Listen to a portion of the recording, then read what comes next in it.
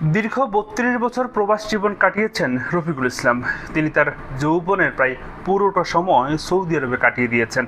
তার পরিবারের মুখে হাসি ফোটাতে পরিবারকে একটু ভালো রেখে নিজের সর্বস্বটা উজাড় করে দিয়েছেন। শুরুতেই তিনি সৌদি আরবে এসে খুবই ছোটোখাটো কাজ করতেন, কখনো বিল্ডিং কনস্ট্রাকশনের কাজ, কখনো গাড়ি ধোয়া। এমন কোনো হীন কাজ নেই যে তিনি করেননি।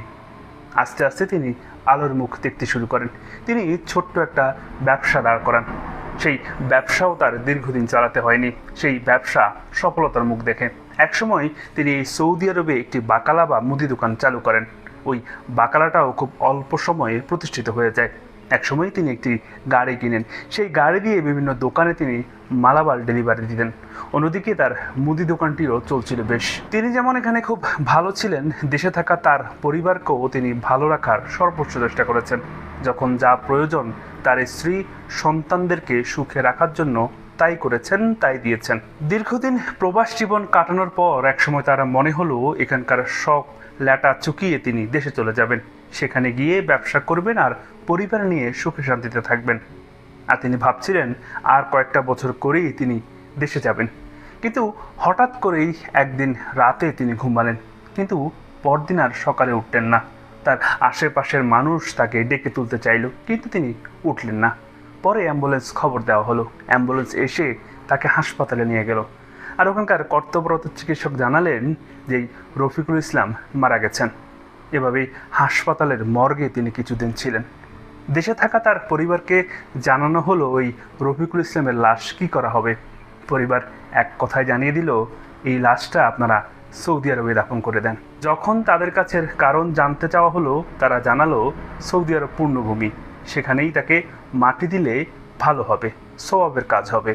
তবে তার সৌদি আরবে থাকা সমস্ত সম্পত্তি, দোকানপাট বিক্রি করে টাকাগুলো দেশে পাঠানোর জন্য অনুরোধ করলো।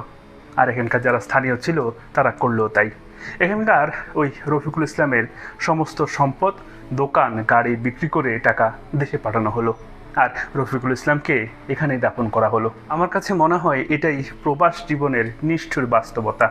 যেই রেমিটেন্স যোদ্ধা, যে টাকার মেশিনটা ৩২ বছর তার পরিবারের মুখে হাসি ফুটিয়েছে, এক নিমিষে যখন সেই মেশিনটা অচল হয়ে গেল, তখন তার কেউ গ্রহণ করলো না। হয়তো এই রফিকুল ইসলাম যদি তার শেষ সময়ে গিয়ে দেশের মাটিতে মাথা রাখতে পারতেন, হয়তো তিনি আরও ভালো থাকতেন। এভাবে চলছে প্রবাস জীবন। শুধু একজন রফিকুল ইসলাম নয়, এমন অসংখ্য রফিকুল ইসলাম প্রতিনিয়ত এই সৌদি আরবের মরুভূমিতে দাফন হয়।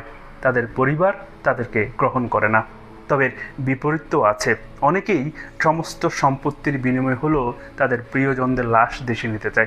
কিন্তু এমনও মানুষ আছে, এমনও স্বার্থপর পরিবার আছে যারা তার স্বামীর লাশটুকু দেশে নেওয়ার জন্য অনুমতি দেয় না। সেই দেহখানি দেশে নিয়ে যাওয়ার জন্য কোনো রকম ব্যবস্থাই গ্রহণ করে না। এটাই প্রবাসের নিষ্ঠুর এক বাস্তবতা। প্রিয় দর্শক, এ বিষয়ে আপনাদের অভিমত কী? আপনারা কি ভাবছেন? কিংবা আপনাদের আশেপাশে কি আদৌ এমন কোনো ঘটনা ঘটেছে?